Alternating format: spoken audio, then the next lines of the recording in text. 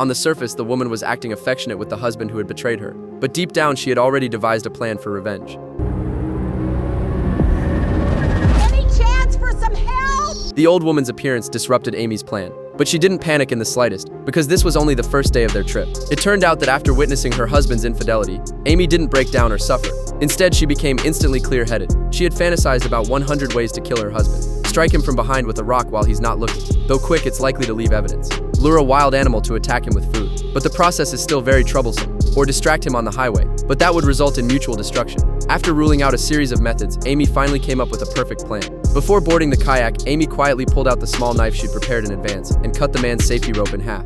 That way, when the boat rocked, she could successfully knock him into the river. And once he was drowned by the raging current, the police would simply conclude that the safety rope wasn't sturdy enough, which led to the accident. The entire group set off. Thrilled, soon they reached the most turbulent stretch of the river. As the waves crashed against the boat, the kayak began to rock more and more violently. Just as the biggest wave hit, the man fell into the river. But watching him nearly drown, Amy suddenly felt a pang of pity. Although the man had betrayed her, it didn't seem like a crime worthy of death. She reached out to pull her husband back, but in a moment of carelessness, Amy fell in herself. In the end, thanks to the man's rescue, she managed to survive. After this ordeal, Amy decided to forgive her husband this once. As long as he cut off all contact with that woman, Amy was willing to reconcile with him. Of course, she never revealed any of this. Her husband had no idea his secret had been exposed. From then on, life seemed to return to its former tranquility, until the day another accident occurred. The two went on a hiking trip together in the wilderness, but the appearance of a woman made Amy instantly realize that the relationship between her and her husband was not normal. Although on the surface they only referred to each other as colleagues, from the man's evasive gaze, she still sensed the nature of their relationship.